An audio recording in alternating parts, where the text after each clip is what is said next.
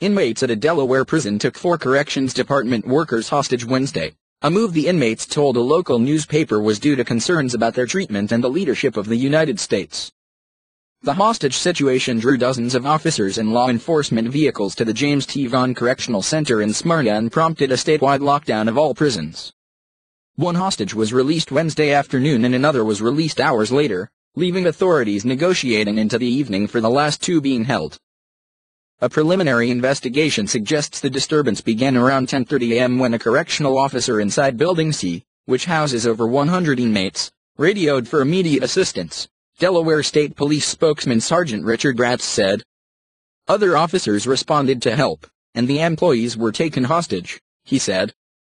Bratz initially said 5 employees were taken hostage, but authorities at a later news conference said the number had been revised to 4 after one person thought to be among the hostages was found in another part of the prison.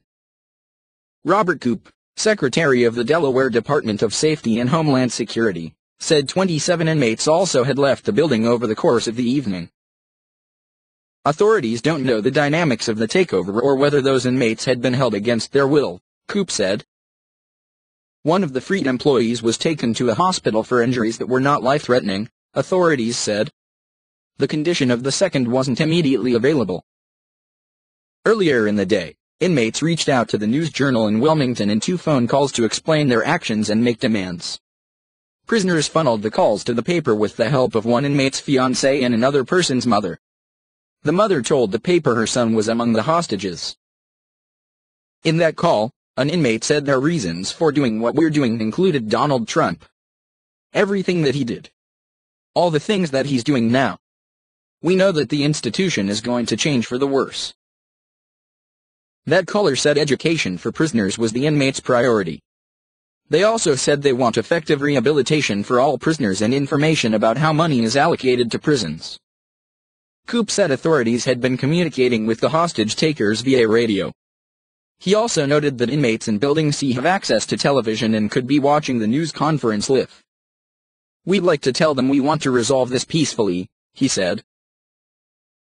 Koop declined to comment when asked about the phone calls to the News-Journal, but said a dialogue about issues at the prison could happen later.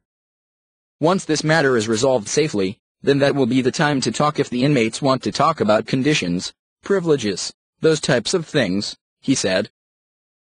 Delaware Governor John Carney spoke briefly, saying he had talked with the hostages' families.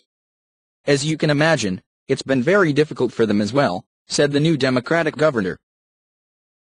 According to the department's website, the prison is Delaware's largest correctional facility for men, with about 2,500 inmates. It houses minimum, medium, and maximum security inmates, and also houses Kent County detainees awaiting trial.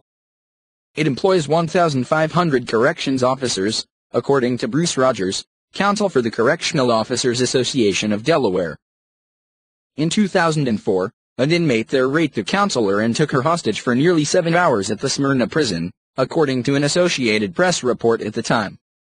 A department sharpshooter later shot and killed 45-year-old Scott Miller, according to the report, ending the standoff. Dover attorney Stephen Hampton, who has represented state inmates in civil rights cases, said complaints have increased in the past year from inmates system-wide about substandard medical care and poor record-keeping. Hampton also said that pretrial inmates at Vaughn and other facilities are locked up 23 hours a day, without access to gyms or libraries, because rules prohibit mixing pretrial and sentenced inmates. There gets to be a tremendous pressure on these inmates, who sometimes make deals just to get out, Hampton said. AP writers Sarah Rankin in Richmond, Virginia, and David Deschneaux in Hagerstown, Maryland, contributed to this report.